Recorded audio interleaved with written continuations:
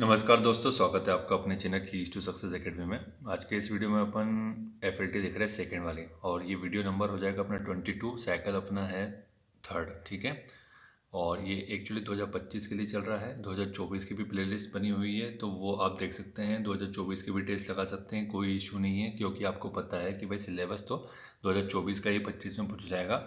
और अगर current affair भी आपको लगता है तो आपको पता है कि भाई एमपीपीएससी 1-2 साल पुराना करंट अफेयर पूछ लेता है, तो किसी में भी कोई इश्यू नहीं है। करंट अफेयर यूनिट 8 में है, वो भी अपन ने कोशिश किया है कि लेटेस्ट जो भी है वो उसके हिसाब से बताएं।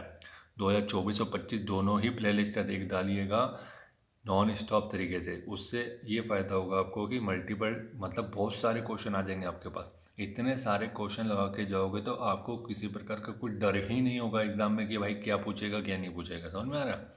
एग्ज़ाम निकालने का यही तरीका है कि ज़्यादा से ज़्यादा क्वेश्चन लगाओ, ज़्यादा से ज़्यादा पढ़ो, ठीक है। तो चलिए आज का वीडियो स्टार्ट करते हैं और पहला क्वेश्चन देख लेते हैं कि किस उपनिषद में सत्यमेव जयते का उल्लेख किया गया है। इन विच उपनिषद सत्यमेव जयते हैज़ बीन मेंशन। बताओ कौन सा है वो। तो राइट आंसर क्या हो जाएगा, इजी क्वेश्चन है ये तो, मुंडको उपनिषद में किया गया, ठीक है। और यहाँ पर क्या बोला गया है, यज्ञ की तुलना किससे की गई है, टूटी हुई नाव से की गई, ठीक है, मुंडको उपनिषद, ठीक। नेक्स्ट है कि प्राचीन भारत के किन 3 पवित्र ग्रंथों को प्रस्थान त्रयी कहा जाता है। Which 3 sacred text of ancient India are called Prasthana Trayi. कौन हो जाएगा इसका राइट आंसर, बताओ देख लो। तो राइट आंसर क्या हो जाएगा इसका, ए हो जाएगा। भागवत गीता, ब्रह्मसूत्र और उपनिषद, इन तीनों को ही प्रस्थान त्रयी बोला जाता है। मतलब तीनों ही प्रधान ग्रंथ है ये, और इनको ही आधार मान करके दर्शन शास्त्र की रचना हुई है, ठीक है। नेक्स्ट है इसके बाद कि कौटिल्य का अर्थशास्त्र कितने अभिकरणों में विभाजित है। Kautilya Arthashastra is divided into into how many अभिकरणास, ठीक है। तो थर्ड का राइट आंसर क्या हो जाएगा भाई, और इंपॉर्टेंट क्वेश्चन है कौटिल्य के बारे में। तो इसका राइट आंसर क्या हो जाएगा, 15 हो जाएगा, ठीक है। और इसमें प्रकरण कितने हैं, 180 प्रकरण है। कौटिल्य आपको पता है कि तो ये संपूर्ण विश्व के पहले राजनीतिक विचारक है, ये आपको पता होना चाहिए। मौर्य साम्राज्य के समय ये चंद्रगुप्त मौर्य के प्रधानमंत्री थे, और इन्होंने क्या लिखा है, अर्थशास्त्र लिखा है। बहुत इंपॉर्टेंट रचना है। तो अर्थशास्त्र राजनीति विज्ञान से संबंधित है, ठीक है, मौर्य साम्राज्य से संबंधित है। और इन्होंने सप्तांग सिद्धांत की अवधारणा भी दी है, जो कि बहुत ज़्यादा इंपॉर्टेंट और अनेक क्वेश्चनों मतलब जो एग्ज़ाम है उसमें पूछा जाता है इसके बारे में, ठीक है, ध्यान रखिएगा। और जो मैकियावेली के प्रिंस है ना, वो उस ग्रंथ की तुलना इससे की जाती है। आपको पता है अरस्तु और मैकियावेली दोनों ने जो काम किया है मिल कर के, वो एक अकेले इसी व्यक्ति ने काम कर दिया गया है। तो सोचिए कितने महान होंगे ये व्यक्ति, और इनके बारे में अपने सिलेबस में कितना कम है। बहुत ज़्यादा पढ़ाया जाना चाहिए इनके बारे में वैसे तो।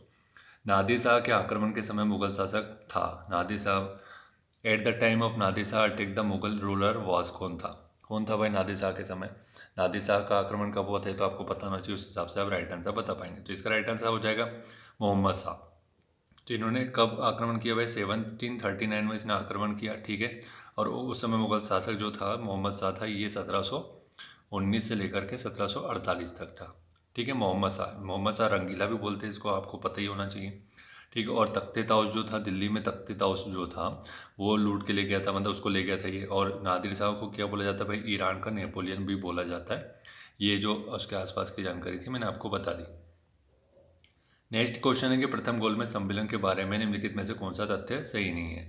विच one of the following fact is not correct point related to the first Round Table Conference. तो बताओ इसमें से कौन सा सही नहीं है भाई। तो राइट आंसर देख लेते हैं इसका, देख लिया होगा आप लोगों ने अभी तक। तो इसका राइट आंसर हो जाएगा इसमें कांग्रेस प्रतिनिधिमंडल ने भाग लिया था, जो कि गलत बोला जा रहा है। बाकी सभी सही हो जाएंगे। 1930 में पहला हुआ, 1931 में दूसरा हुआ, और 1932 में तीसरा हुआ, ठीक है। BR अम्बेडकर जो थे, तीनों सम्मेलन में भाग लिया था इन्होंने। बाकी फिर इसे साइमन आयोग की रिपोर्ट पर चर्चा करने के लिए बुलाया गया था। प्रथम गोलमेज सम्मेलन को आयोजन कहाँ हुआ इसका, लंदन में हुआ था, ठीक है, लंदन में हुआ था, ये ध्यान रखिएगा। एग्जैक्ट डेट तो वैसे पूछेगा नहीं, लेकिन फिर भी ये है कि अगर आपको याद रखना है तो नवंबर का महीना था वो, ठीक है। और इस समय अगर पूछ लिया जाए कि ब्रिटेन का राजा कौन था, वैसे पूछा नहीं जाएगा, संभावना कम बनती है, लेकिन कोई भरोसा नहीं है। तो इस समय इसका राजा कौन था, ये हो जाएगा जॉर्ज पंचम, ठीक है। जॉर्ज पंचम फेमस पर्सनैलिटी थी, इसलिए मैं बता रहा हूँ आपको। और जो सांप्रदायिक पंचायत की घोषणा भी हुई थी आपको पता है, तो वो कौन था उस समय सांप्रदायिक पंचायत की घोषणा करने वाला, रैमजे मैकडोनल्ड था, रैमजे मैकडोनल्ड, ठीक है। और फिर इसके बाद अगर साइमन कमीशन की रिपोर्ट के बारे में अगर पूछ लिया जाए तो वो कब हो जाएगी, 1930 में रिपोर्ट प्रकाशित हुई थी इसकी, ठीक है। नेक्स्ट देखते हैं इसके बाद कि निम्नलिखित में से किस भारतीय राष्ट्रीय कांग्रेस के अधिवेशन में जवाहरलाल नेहरू ने जब समाजवाद को भारत की समस्याओं को हल करने की कुंजी बता दिया। In which of the following session of the Indian National Congress Jawaharlal Nehru described socialism as the key to solving India's problem. समाजवाद को ही अपने भारत की जो समस्या है उसका समाधान बताया। पूंजीवाद की जगह समाजवाद, साम्यवाद भी नहीं, सिर्फ साम्यवाद नहीं, पूंजीवाद नहीं, समाजवाद। तो क्या हो जाएगा इसका राइट आंसर, ये हो जाएगा अपना बी। लखनऊ अधिवेशन था वो, उसमें इन्होंने ये घोषणा कर दी, ठीक है। और अगर इसका क्रम पूछ लिया जाए तो ये 50वां अधिवेशन था लखनऊ में, ठीक है। तो यहाँ पर ये समाजवाद के बारे में बात कर रहे थे, तो उसी को बताया कि भाई हमारे यहाँ जो जितनी भी समस्या है, गरीबी, बेरोजगारी की समस्या है, उत्पादन की समस्या, वो समाजवाद से ही हल होगी। निम्नलिखित में से कौन सा भारत में गांधी जी का प्रथम सत्याग्रह था जिसमें उन्होंने सविनय अवज्ञा का प्रयोग किया। Which of the following was Gandhi ji first satyagraha movement in India in which the he used civil disobedience. Right answer क्या हो जाएगा सेवंथ का, ये हो जाएगा अपना ए हो जाएगा, ठीक है। तो ए मतलब चंपारण सत्याग्रह, जो कि आपका हुआ 1917 में, ठीक है। बिहार के चंपारण में राजकुमार शुक्ला जी के द्वारा इसका नेतृत्व किया गया था, फिर बाद में गांधी जी इसमें शामिल हो गए, ठीक है। तो ये इंपॉर्टेंट जानकारी थी, और पहला सत्याग्रह था, और पहला सविनय अवज्ञा भी बोला जाता है इसको, ये ध्यान रखिएगा, ठीक है। नेक्स्ट है, इसके बाद देख लेते हैं क्वेश्चन अपना। Arrange the following events in chronological order. तो आपको कालानुक्रम में व्यवस्थित करना है जो भी दिया गया है। CR formula, Cabinet Mission, Gandhi ji का समझौता, गांधी और जिन्ना का वेवल प्लान। तो इसका राइट आंसर क्या हो जाएगा 8th नंबर का, जिसका हो जाएगा 1 3 4 2। तो आपको सबका ईयर पता होना चाहिए, तभी आप पता कर पाएंगे, और इसके बारे में थोड़ी सी बेसिक इन्फॉर्मेशन भी पता होना चाहिए। चक्रवर्ती राजगोपालाचारी फार्मूला था, जो सांप्रदायिक हिंसा चल रही थी उसके समाधान के लिए ये आया था। फिर उसका जिन्ना का समझौता हुआ 1944 में ही हुआ, ये भी जिन्ना और अपने गांधी जी के साथ, क्योंकि आपको पता ही है जो राजगोपालाचारी फार्मूला आया उसके बाद इनके बीच में बैठक हुई कि भाई ऐसा सांप्रदायिक हिंसा जो चल रही है अपने देश के लिए अच्छा नहीं है, ठीक है। तो ये सितंबर में बैठक हुई। फिर उसके बारे में बात करते हैं, इसके बाद क्या हुआ। इसके बाद अब अपना आया वेवल प्लान, ठीक है। वेवल प्लान आया 4 जून 1945 को आया, ठीक है। इसके बाद क्या हुआ, इसके बाद हुआ कैबिनेट मिशन आया, जो 1946 में आपको पता है कि संविधान सभा का जो निर्माण है इसके द्वारा किया गया था, ठीक है। तो ये आपको जनरल इन्फॉर्मेशन पता होना चाहिए, और अगर कैबिनेट प्लान का जो अपना डेट भी पूछ ले अगर एग्जैक्ट, तो 4 मार्च हो जाएगा, ठीक है। ध्यान रखिएगा, ये ऐसे आपको थोड़ा सा बेसिक इन्फॉर्मेशन अंदर की पता होना चाहिए, तभी आप इस टाइप के क्वेश्चन को सॉल्व कर पाएंगे। नेक्स्ट है कि निम्नलिखित में से किसका शिखर द्राविड़ शैली में बना हुआ है। The Shikhar of which of the following is built in Dravidian style.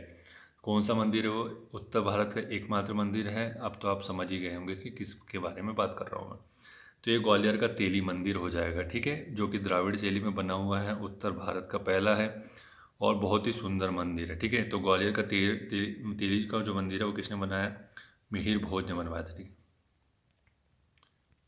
ठीक है, मिहिर भोज, ध्यान रखिएगा। नेक्स्ट है कि निम्नलिखित में से कौन काकोरी कांड मुकदमे से सरकारी वकील थे। Who among the following was the government lawyer in the Kakori case. कौन था गवर्नमेंट लॉयर इसके समय, बताओ। काकोरी कांड कब हुआ, ये तो आपको पता होना चाहिए पहली बात। तो ये हो जाएगा 9 अगस्त 1925 में हुआ काकोरी कांड, ठीक है। आपको पता है कि ये इसमें जो लोग थे शामिल, वो कौन था, वो था अपना चंद्रशेखर आज़ाद जी थे, ठीक है। और इस समय जो मुकदमा लड़ा गया था वो किसके द्वारा लड़ा गया था, वो हो जाएगा पंडित जगत नारायण मुल्ला के द्वारा। पंडित जगत नारायण मुल्ला के द्वारा ये लड़ा गया था, ठीक है। मुल्ला इनका उपनाम था, ध्यान रखिएगा, बहुत ज़्यादा इंपॉर्टेंट है। नेक्स्ट है कि प्रबोध चंद्रोदय नामक ग्रंथ के लेखक कौन है, प्रबोध चंद्रोदय। नेक्स्ट है इसके मतलब इसी में क्या हो जाएगा राइट आंसर, इसका हो जाएगा प्रबोध चंद्रोदय कृष्ण मिश्रा ने लिखा। और ये किसके समय थे, कौन से राजा के समय थे, तो चंदेल शासक थे, ठीक है, उनके समय थे। और अगर एग्जैक्ट राजा का नाम पूछ लिया जाए तो कीर्तिवर्मन हो जाएगा, ठीक है, कीर्तिवर्मन के समय थे ये, ठीक है, कृष्ण मिश्रा। तो उन्होंने क्या लिखा, प्रबोध चंद्रोदय की रचना की। नेक्स्ट है इसके बाद अपना 12th नंबर का क्वेश्चन, टंट्या बिल के संदर्भ में निम्नलिखित कथनों पर विचार करना है। Consider the following statement with reference to Tantya Bhil. तो 12 का राइट आंसर देख लो क्या हो जाएगा, लगा लो जल्दी से अपने हिसाब से। तो राइट आंसर देख लेते हैं, ये हो जाएगा सी, 2, 3, 4 इसका सही हो जाएगा कि भाई इसको रॉबिन हुड बोला जाता है, Indian robin hood. Tantya Bhil का बलिदान दिवस 4 दिसंबर को है, ठीक है। 1857 की क्रांति में इन्होंने जनजाति नेता के रूप में नेतृत्व किया था। और इनका जो जिला बोला जा रहा है वो खंडवा हो जाएगा, ना कि खरगोन होगा, ठीक है, ये ध्यान रखने का, खंडवा बहुत इंपॉर्टेंट जिले का नाम। प्लस अगर तहसील पूछ लिया तो पंधाना तहसील, पंधाना, ठीक है, ये ध्यान रखिएगा। इतनी इन्फॉर्मेशन आप लोग के लिए सही हो जाएगी। और इसके अलावा जो अगर ये हथियार, देखो वैसे पूछता नहीं लेकिन बाय चांस अगर पूछ लिया तो दावा नामक हथियार ही चलाते थे, दावा, जिसको फालिया भी बोला गया कहीं कहीं। तो क्योंकि जनजाति मुद्दे को लेकर के अभी सरकार बहुत ज़्यादा सेंसिटिव है, तो पूछा जा सकता है कि अंदर की इन्फॉर्मेशन भी पूछी जा सकती है। प्रमुख दुर्ग एवं उनके निर्माणकर्ता में से कौन सा ही सुमिलित नहीं है, पूछा गया है। 13 का राइट आंसर चंदेरी का किला, ओरछा का किला, ग्वालियर का किला, धार का किला। बताओ इसमें से कौन सा गलत है। ठीक, तो यह हो जाएगा इसका राइट आंसर ओरछा का किला, जो कि भारती चंद्र बुंदेला के द्वारा बोला जा रहा है। तो इसका राइट आंसर क्या हो जाएगा, इसका राइट आंसर हो जाएगा ओरछा का किला, जो कि गलत हो जाएगा, भारती चंद्र बुंदेला के द्वारा बोला गया है। ये एक्चुअली बनवाया था वीर सिंह देव के द्वारा, वीर सिंह देव के जो द्वारा बनाया गया था। बहुत इंपॉर्टेंट पर्सनैलिटी, तो आपको पता ही है, 16वीं शताब्दी के हैं ये। और इनके द्वारा और क्या क्या बनवाया भाई, चतुर्भुज मंदिर हो जाएगा, आपने नाम सुना होगा, ठीक है, ओरछा का। फिर उसके बाद राम राजा मंदिर जो है, जहाँ पर एकमात्र है पूरे भारत का, जहाँ पर राम भगवान के राजा के रूप में पूजा की जाती है, ठीक है। गॉड ऑफ ऑनर भी दिया जाता है इनको यहाँ पर, ठीक है। बाकी की बात करें कि भाई अपना चंदेरी का किला कीर्तिपाल ने बनवाया, ग्वालियर का किला किसने बनवाया, राजा सूरज सेन ने बनवाया, धार का किला सुल्तान मोहम्मद तुगलक ने बनवाया, ठीक है। और यहाँ पर खरबूजा महल भी है धार के किले में, आपको ये भी ध्यान रखिएगा, खरबूजा महल, खरबूजा, ठीक है, ध्यान रखिएगा। नेक्स्ट है इसके बाद की भील जनजाति से संबंधित नहीं है, does not belong to Bhil tribe, कौन है वो, ये हो जाएगा अपना राइट आंसर, इसका हो जाएगा डी, ठीक है।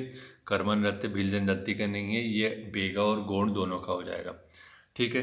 तो पिथौरा चित्रकला अपने भील जनजाति से संबंधित है, गौरी नाट्य भी भील से, नंदना प्रिंटिंग जो अपने कपड़े पे प्रिंटिंग की जाती है वो भी इससे संबंधित है, ठीक है। और जो पिथौरा चित्रकला है, इसका फेमस व्यक्ति का नाम पूछ लिया जाए तो पेमा फत्या, फत्या, ठीक है, बहुत ज़्यादा इंपॉर्टेंट है ये, पेमा फत्या। नेक्स्ट है इसके बाद कि निम्नलिखित में से किस कवि का संबंध बुंदेली साहित्य से है, पूछा गया है। Which of the following poet is related to Bundeli literature, 15th का बताइए। राइट आंसर देखते हैं, इसका हो जाएगा उपर्युक्त सभी, अर्थात जगनीक हो जाएगा, केशवदास हो जाएगा, गंगाधर व्यास हो जाएगा, पद्माकर हो जाएंगे। तो पद्माकर सिंधिया वंश के समय थे ये, अलीजा प्रकाश लिखा है इन्होंने। केशवदास के बारे में तो पता ही है आपको, कठिन काव्य का प्रेत बोला जाता है इनको, ठीक है। जगनीक ने तो आपको पता है आलाखंड लिखा हुआ है, ठीक है।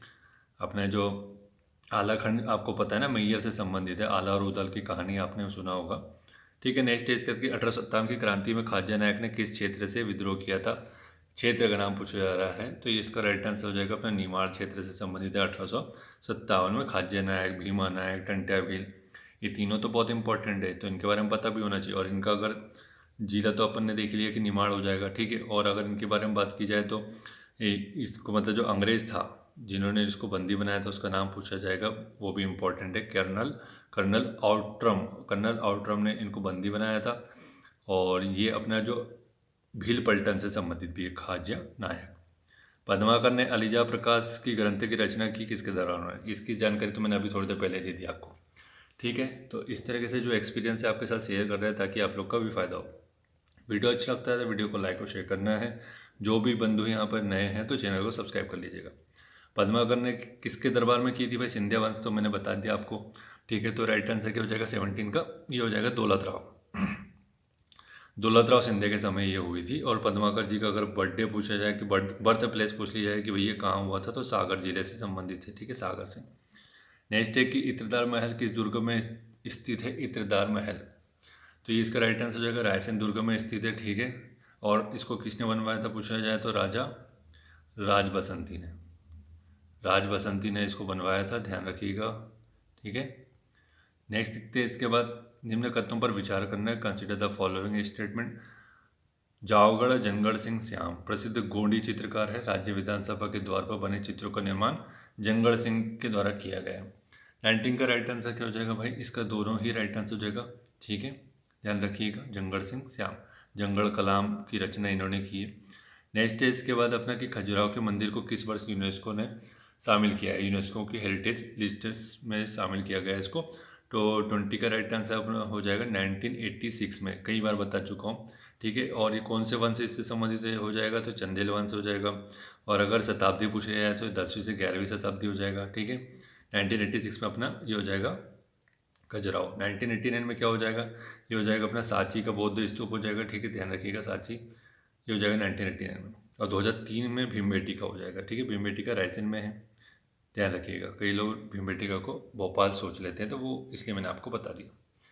नेक्स्ट इसके आते 21 का राइट आंसर बताना है आपको। सूची 1 और सूची 2 का मिलान करना है। सूची 1 में दिए गए वन और दूसरे में दिए गए उनके स्थान, ठीक। तो मिलान कर लेते हैं इसका। उष्णकटिबंधीय वन कहाँ पाए जाएंगे भाई, ये तो आपको पता ही हो जाएगा, साइलेंट वैली में मिलेंगे। शंकु वृक्ष कहाँ मिलेंगे, शंकु वृक्ष अपने को मिलेंगे हिमाचल प्रदेश में, ठीक है। और कच्छ वनस्पति आपको पता है कि ये सुंदरवन में मिलेगी, और पतझड़ वन जो है अपने कहाँ मिलेंगे, राजस्थान में मिल जाएंगे, ठीक है। तो ये जो कच्छ वनस्पति है भाई बहुत सारी जगह मिलती है, ठीक है। कोरिंगा हो गया आंध्र प्रदेश में, इस टाइप से मैं बताना चाह रहा हूँ आपको, ठीक है, तो वो ध्यान रखिएगा। नेक्स्ट क्वेश्चन है, निम्नलिखित में से लोह अयस्कों में से बेलाडीला में किसका खनन होता है। Which of the following iron ore is mined in Bailadila. Bailadila एक फेमस साइट है, तो जितनी जो मेन साइट है ना उनके नाम और उनका जिला अगर पता है तो आराम से ऐसे क्वेश्चन सॉल्व हो जाते हैं, ठीक है। तो इसका राइट आंसर क्या हो जाएगा, 22 का ये हो जाएगा। हेमेटाइट अयस्क से संबंधित, मतलब लोहे से संबंधित है ये। और बेलाडीला कहाँ पर है, ये हो जाएगा छत्तीसगढ़ में। और छत्तीसगढ़ के अंदर भी अपन जाने की कोशिश करें तो कहाँ हो जाएगा, दंतेवाड़ा में, ठीक है। तो ये आपको पता है CGPSC वाले के लिए तो दंतेवाड़ा आसान है, ठीक है, लेकिन आप लोग के लिए कठिन है। दंतेवाड़ा अगर बोल देता तो फिर क्या करते हैं आप लोग, ठीक है। ध्यान रखिएगा, लोहा अयस्क से संबंधित है अपना बेलाडीला। और यहाँ से लोहा जो है ना वो कहाँ भेजा जाता है, वो जापान को भेजा जाता है, निर्यात किया जाता है जापान को, ठीक। और ये पहली ओपन माइंड है, ठीक है, लोहे की, ध्यान रखिएगा। नेक्स्ट है कि निम्नलिखित में से किसी स्थान पर प्रवाल भित्ति विरंजन नहीं होता। In which of the following place is there no coral reef bleaching. Right answer क्या हो जाएगा, 23 का ये हो जाएगा अपना ए। केम्बे खंबात की खाड़ी में कोरल ब्लीचिंग नहीं होती है, ठीक है, ध्यान रखिएगा, इसको बहुत ज़्यादा इंपॉर्टेंट है। कोरल ब्लीचिंग से मतलब क्या होता है, क्या होगा, समुद्र का अगर तापमान, जो पानी है उसका तापमान अगर बहुत ज़्यादा हो जाए ना, जैसे कि अल्नीनो की वजह से, तो क्या होता है जो प्रवाल भित्ति अपनी हो जाती है, नष्ट हो जाती है, तो उसी को कोरल ब्लीचिंग बोला जाता है, ठीक है। नेक्स्ट है इसके बाद, निम्न कॉफ़ी उत्पादक क्षेत्रों में कौन सा क्षेत्र कर्नाटक में नहीं आता है। Which of the following coffee producing area is not in Karnataka. तो कौन सा हो जाएगा, ये पुलनेस जो है ये यहाँ पर नहीं आएगा। बाकी चिकमंगलुरु, कोडागु, हासन, ये सभी कॉफ़ी के उत्पादन वाले क्षेत्र है, ठीक है। और अगर ये पुलनेस पूछ लिया है कि पुलनेस कहाँ से संबंधित है, ये हो जाएगा अपना तमिलनाडु से संबंधित है, कॉफ़ी उत्पादन के क्षेत्र है, बहुत इंपॉर्टेंट है, स्क्रीनशॉट मार लेना। ये पुलनेस मैंने अभी आपको बताया तमिलनाडु का, बाकी वो तीनों अपने उसके हो जाएंगे कॉफ़ी कर्नाटक में। आपदा प्रबंधन अधिनियम के बारे में बात की जा रही है कि ये कब आया था भाई, तो ये आपको पता है, इजी क्वेश्चन है, ठीक है। तो इसका अपन राइट आंसर देखते हैं, 2005 में आया। और क्योंकि इसको इसलिए इम्पोर्टेंट है क्योंकि भाई आया तो ठीक है 5 में, लेकिन लागू कब किया गया, लागू किया 1 वर्ष बाद, जनवरी 2006 में इसको लागू किया गया, ठीक है। तो लागू करने के ऊपर जनरली क्वेश्चन पूछा जाता है, बहुत बेसिक अगर पूछा जाए तो 2005 में पूछेगा, ठीक है, ध्यान रखिएगा। और 3 स्तर पे आपको पता है यहाँ पर जो प्रबंधन से संबंधित काम होते हैं, जैसे कि राज्य स्तर पे, जिला स्तर पर और केंद्रीय स्तर पर, NDMA, SDMA और DDMA, ठीक है। DDMA में जो चेयरमैन हो जाएगा वो अपना जिलाधीश हो जाएगा, जिला कलेक्टर, ठीक है। नेक्स्ट इसके बाद की मोरीबंद डेल्टा निम्नलिखित में से किस डेल्टा का उपविभाग है, ठीक है, बताओ। मोरीबंद डेल्टा सब डिवीज़न है किसका, ये हो जाएगा अपना बंगाल के डेल्टा का, ठीक है, मोरीबंद डेल्टा। तो जितने प्रकार के डेल्टा है हमारे आसपास, वो डेल्टा के एग्जैक्ट नाम पता होना चाहिए, नाम पता होने के साथ उनकी लोकेशन क्या है वो भी आपको देखना पड़ेगा। और डेल्टा से आपको अगर कोई आइलैंड बना है इस टाइप का या ज्वारनदमुख बना है तो वो आपको देखना भी चाहिए। निम्नलिखित में से कौन सा एक जनसंख्या के घनत्व के आधार पर भारतीय राज्यों को सही अवरोही क्रम में बताता है। अवरोही क्रम मतलब डिसेंडिंग ऑर्डर बोला जा रहा है, सबसे पहला में सबसे बड़ा हो जाएगा, ठीक है, सबसे ज़्यादा हो जाएगा, मतलब सबसे ज़्यादा से सबसे कम की ओर चलना है, डिसेंडिंग ऑर्डर मतलब घटता क्रम बोला जा रहा है। अगर हिंदी में अवरोही आरोही नहीं समझता है तो आपको यहाँ पर देखना चाहिए सीधा इंग्लिश में आकर के। डिसेंडिंग का मतलब हो जाएगा घटता क्रम, मतलब बड़ा पहले आएगा फिर छोटा आएगा। एसेंडिंग मतलब छोटा पहले आएगा फिर बड़ा आएगा, ठीक है। तो यहाँ देख लो भाई किसका क्या हो जाएगा, ठीक है, 27 का राइट आंसर क्या हो जाएगा अपना सी हो जाएगा। पहले पे बिहार, फिर पश्चिम बंगाल, केरल और उत्तर प्रदेश। अपनों को बताना है पॉपुलेशन डेंसिटी बताना है, ठीक है। तो किसकी कितनी हो जाएगी भाई, देखो बिहार में हो जाएगी 1106 हो जाएगी, ठीक है। 1106 लोग रहते हैं प्रति वर्ग किलोमीटर पे। वहीं अगर अपन पश्चिम बंगाल की बात करेंगे तो 1028, 1028 बोल सकते हैं उसको। केरल में हो जाएगा अपना 860 और यूपी में हो जाएगा अपना 829, ठीक है। तो अपने को जनरली 3 याद रखने हैं, 1106 बिहार, पश्चिम बंगाल 1028 और केरल में 860, ठीक है। इतने ही आपका इंपॉर्टेंट है। निम्नलिखित युग्मों पर विचार करना है, पीक दिए गए और माउंटेन दिए गए, कौन कहाँ पर है, कौन सा सही है कौन सा गलत है। तो राइट आंसर इसका हो जाएगा अपना बी, केवल 2 ही सही है। नंदा देवी कुमाऊं हिमालय में बोल रहा है। बाकी जो नामचा बर्मा है, आपको पता है नामचा बर्मा से नाम समझ में आ रहा होगा आपको कि ये गढ़वाल हिमालय से संबंधित नहीं है, ये अपना एक्चुअली हो जाएगा अरुणाचल प्रदेश वाला, तिब्बत वाला जो हिमालय है ना, उससे संबंधित हो जाएगा। तो ये हो जाएगा तिब्बत हिमालय से, ठीक है। और अगर नोकरेक के बारे में बात करें तो नोकरेक कहाँ पे हो जाएगा, गारो पहाड़ी या मेघालय में हो जाएगा। गारो खासी जयंतिया सुना ना आपने, तो तीनों ही अलग हो जाएगा। सिर्फ गारो के बारे में बात कर रहा हूँ मैं यहाँ, तो ये मेघालय में हो जाएगा, ठीक है। गारो नोकरेक हाईएस्ट पीक है उसकी। राजपीपला श्रेणी की सबसे ऊंची चोटी कौन सी है भाई, 29 का राइट आंसर। इजी क्वेश्चन है ये तो, आपको पता है चूलगिरी हो जाएगा राजपीपला की, ठीक है, ध्यान रखिएगा, पिपली चूलगिरी, ठीक है। मध्य प्रदेश की जलवायु को उष्णकटिबंधीय स्वरूप प्रदान करने में कौन सा कारक प्रमुख रूप से उत्तरदायी है। उष्णकटिबंधीय ट्रॉपिकल नेचर किस वजह से होता है इसका, मध्य प्रदेश का। तो यहाँ पर चूंकि ना तो एक ना तो दो, दोनों ही गलत हो जाएगा यहाँ पर, ठीक है। तो उष्णकटिबंधीय स्थिति इसकी इसलिए होती है क्योंकि यहाँ से अपने को ट्रॉपिक ऑफ कैंसर जाती है, इसलिए इसकी ये स्थिति आती है, ठीक है। ट्रॉपिक ऑफ कैंसर का करेगा। 31 का क्वेश्चन है भाई कि मध्य प्रदेश में उत्कृष्ट शागुन वृक्षों का जंगल कहाँ पाया जाता है, बताओ। टीक ट्रीज कहाँ पाए जाते हैं, टीक ट्रीज। तो ये हो जाएगा अपना 31 का डी हो जाएगा, रातापानी अभ्यारण्य में मिल जाएंगे आपको। रातापानी कहाँ पर हो जाएगा, ये रायसेन में हो जाएगा, ठीक है, ध्यान रखिएगा। नेक्स्ट देखते हैं कि किस राज्य में सौर ऊर्जा के विकास की सर्वाधिक क्षमता है, बताओ। सोलर की आपको बताना है, सोलर एनर्जी की सबसे ज़्यादा हाईएस्ट पोटेंशियल बताना है। 32 का राइट आंसर बताओ। तो इसका राइट आंसर हो जाएगा राजस्थान में। आपको पता है राजस्थान में बहुत बड़ा मरुस्थलीय क्षेत्र है। एक तो आपको जो साइट मिल जाएगी बहुत बड़ी, दूसरा ये कि सनलाइट भी बहुत ज़्यादा मिल जाता है वहाँ पर। तो राजस्थान सबसे ज़्यादा संभावना है यहाँ पर, ठीक है, ध्यान रखिएगा। नेक्स्ट है इसके बाद की सूची 1 और सूची 2 का मिलान करना है। कोयला क्षेत्र और उसकी अवस्थिति दिए गई है, लोकेशन दिए गए हैं, तालचेर, कर्णपुरा, सिंगरौली, सिंगेरनी, ठीक है। तो इसका मिलान करिए, इसका कौन सा कहाँ पर हो जाएगा। तो तालचेर हो जाएगा अपना महानदी घाटी में, ठीक है, जो कि उड़ीसा में हो जाएगा, ठीक। वहीं कर्णपुरा के बारे में बात करते हैं तो कर्णपुरा कहाँ पर हो जाएगा, ये अपना हो जाएगा दामोदर घाटी में। दामोदर घाटी बोले तो यहाँ पर कौन सा राज्य हो जाएगा, झारखंड में। सिंगरौली तो आपको पता ही है कि सोन घाटी, जो कि अपना हो जाएगा मध्य प्रदेश में। और सिंगेरनी हो जाएगा गोदावरी, ठीक है, गोदावरी नदी किनारे हैं। और इसका अगर स्टेट पूछ लिया तो तेलंगाना हो जाएगा, ठीक है। इस हिसाब से आपको थोड़ा सा डिटेल में पढ़ना है, अभी टाइम है अपने पास तो अपन पढ़ सकते हैं, ठीक है। नेक्स्ट है इसके बाद की वर्ष 2011 की जनगणना के अनुसार मध्य प्रदेश में सर्वाधिक जनसंख्या घनत्व वाला जिला कौन सा है, पॉपुलेशन डेंसिटी हाईएस्ट कौन से डिस्ट्रिक्ट में है पूछा गया है। तो इसका राइट आंसर क्या हो जाएगा अपना, देख लें, ऑप्शन के हिसाब से बताना है, भोपाल में हो जाएगा, ठीक है। तो भोपाल में 855 हो जाएगा, ध्यान रखिएगा। उसके बाद सेकंड पे होता है अपना इंदौर आता है, ठीक है, इंदौर आ जाएगा। इंदौर में कितनी हो जाएगी, यहाँ पे 841 हो जाएगी। और थर्ड पे कौन हो जाता है, वो थर्ड पे अपना हो जाएगा जबलपुर, ठीक है, जबलपुर हो जाएगा 473, 473। ये तीनों ही याद रख लो, इतने में काम हो जाएगा। भोपाल में 855, इंदौर में 841 और जबलपुर में 473। शुरू के 3 ही पूछता है, ठीक है। 5 अगर पूछ लेगा तो शुरू के 3 पता है तो 5 आराम से हो जाएगा ना। कुंडलिया डैम का निर्माण किस नदी पर किया गया, 35 का राइट आंसर हो जाएगा, काली सिंध नदी पर किया गया है।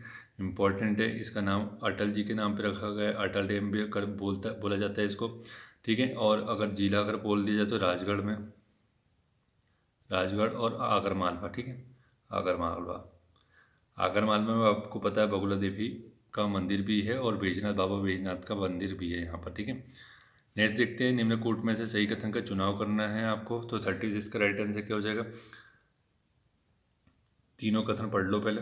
मध्य प्रदेश कोयले के उत्पादन में प्रथम स्थान पर है। मध्य प्रदेश में टंगस्टन का उत्पादन होशंगाबाद में होता है। सीधी की मजूरी खान सोना भंडार के लिए प्रसिद्ध है। 36 का कौन कौन सा हो जाएगा, सेकंड और थर्ड सही हो जाएगा। लेकिन जो कोयला उत्पादन बोला जा रहा है वो अपना क्या हो जाएगा, प्रथम पे नहीं है भाई, है ना, चौथे पे। सकल उत्पादन में चौथे पे, वैसे उत्पादन में थर्ड पे। तो डिपेंड करता है कि क्वेश्चन क्या पूछा हुआ है, ठीक है। मध्य प्रदेश का प्रथम सौर ऊर्जा से संचालित हवाई अड्डा के बारे में बात की जा रही है, तो भाई ये कौन सा है, कौन सा हो जाएगा बताओ। ये हो जाएगा देवी अहिल्याबाई हवाई अड्डा, जो कि इंदौर में है, ठीक है। राजा भोज आपको पता ही है कि भोपाल में है। रानी दुर्गावती जबलपुर में हो जाएगा, ठीक है। भोज कहाँ पे हो जाएगा, राजा भोज से संबंधित हो जाएगा, तो ये भोपाल से हो जाएगा। छत्रसाल के बारे में बात करेंगे तो छतरपुर में हो जाएगा, ठीक है। ये आपको पता होना चाहिए। मध्य प्रदेश में किस देश के सहयोग से महिला कृषकों को प्रशिक्षण प्रदान करने की योजना है। कौन सा देश मदद करेगा इसमें भाई, डेनमार्क करेगा, ध्यान रखना बहुत इंपॉर्टेंट है। महिला किसानों को प्रशिक्षण देगा डेनमार्क। किसने संविधान सभा को एक चलायमान राष्ट्र के रूप में कहा है, who called the constitutional assembly a moving nation. किसने बोला, 39 का राइट आंसर हो जाएगा अपना डी जवाहरलाल नेहरू ने बोला, ठीक है। नेक्स्ट क्वेश्चन है अपना कि संविधान सभा में देशी रियासतों से प्रतिनिधित्व करने वाली एकमात्र महिला कौन थी भाई। Who was the only female representative to represent the princely state in the Constituent Assembly. तो ये बहुत इंपॉर्टेंट है, इसको स्क्रीनशॉट ले लेना। एनी मैस्करेनी के बारे में बात हो रही है। त्रावणकोर से ये चुनी गई थी, त्रावणकोर, ठीक है। त्रावणकोर और कोचीन जो आपको पता है आज का केरल है, ठीक है। त्रावणकोर से चुनी गई थी, एकमात्र महिला प्रतिनिधि है ये। नेक्स्ट है इसके बाद कि यहाँ पे कुछ कॉन्स्टिट्यूशनल अमेंडमेंट दिए गए, उनका डिस्क्रिप्शन दिया है, मिलाना है आपको कि कौन सा संशोधन किससे संबंधित है। मिलाओ। 52वां, 61वां, 77वां, 91वां, ठीक है। तो 52 नंबर का आपको पता है दल बदल से संबंधित हो जाएगा। सबसे पहले बोला गया कि भाई दल बदल अगर कर लेते हैं 1/3 से कम लोग तो फिर वो हो जाएगा, उनकी मान्यता रद्द कर दी जाएगी, ठीक है।